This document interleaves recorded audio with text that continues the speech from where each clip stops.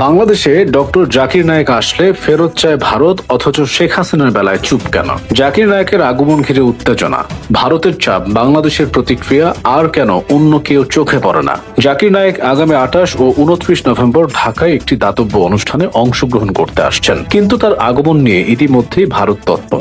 ভারতের পররাষ্ট্র মন্ত্রণালয়ের মুখপাত্র রণধীর চৌহান 30 অক্টোবর সংবাদ মাধ্যমে জানিয়েছেন, জাকির নায়েক একজন পলাতক আসামি এবং ভারতের ওয়ান্টেড তালিকায় আছেন। তিনি আশা প্রকাশ করেছেন যে জাকির নায়েক যেখানেই থাকুন, সংশ্লিষ্ট দেশ তার বিরুদ্ধে যথাযথ ব্যবস্থা নেবে। ভারতের এই দাবিকে বাংলাদেশের অনেকে হাস্যরসাত্মকভাবে মামাবাড়ির আবদার হিসেবে দেখছেন। তবে আসল প্রশ্ন হচ্ছে, ভারতের সঙ্গে জাকির নায়েকের বিরোধের সূত্রপাত কোথায়? 2016 সালের আগে জাকির নায়েক ভারতে ছিলেন এবং বিভিন্ন ইসলামিক অনুষ্ঠানে বক্তৃতা দিয়ে আন্তর্জাতিক খ্যাতি অর্জন করেছিলেন। তবে নরেন্দ্র মোদীর নেতৃত্বাধীন বিজেপি সরকারের সময় তার বিরুদ্ধে ঘৃণামূলক বক্তব্য প্রচার এবং অর্থ পাচারের অভিযোগ আনা হয়। জাকির নায়েকের এনজিওগুলো তখনও ভারতে দীর্ঘদিন ধরে কাজ করছিল। তবে মূল ঘটনাগুলো ঘটার আগে ভারতের পক্ষ থেকে তেমন তৎপরতা দেখা যায়নি।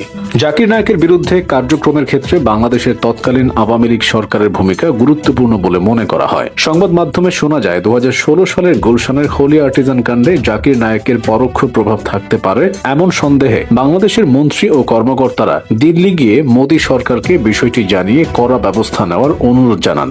এরপর ভারতের জাকির নায়েকের বিরুদ্ধে অনুসন্ধান চালানো হয়, পিস টিভি সম্প্রচার বন্ধ করা হয়, তার প্রতিষ্ঠিত ইসলামিক রিসার্চ ফাউন্ডেশন নিষিদ্ধ করা হয় এবং ইসলামিক ইন্টারন্যাশনাল স্কুলও সিল করা হয়। তল্লাশি চালিয়ে তার বাসভবন ও 10টি এনজিও কার্যালয় থেকে computer, laptop, CD, DVD, mobile phone এবং গুরুত্বপূর্ণ ফাইল বাজেয়াপ্ত করা হয়। এছাড়া তার ও এনজিওগুলোর ব্যাংক অ্যাকাউন্টও ফ্রিজ করা হয়। এই পরিস্থিতিতে জাকির নায়েক ভারতে থাকতে নিরাপদ মনে করেননি এবং মালয়েশিয়ায় চলে যান। মালয়েশিয়ার সরকার তাকে রাজনৈতিক আশ্রয় দেন এবং স্থায়ীভাবে থাকার অনুমতি দেয়। পরে সৌদি আরবও জাকির নায়েককে নাগরিকত্ব প্রদান করে। 2016 সালের পর থেকে তিনি ভারতে ফেরেননি। বর্তমানে তিনি মালয়েশিয়ার পুত্রজায়ে অবস্থান করছেন এবং তাই ভারতের বিচারিক আওতার বাইরে রয়েছেন। ভারতের পক্ষ থেকে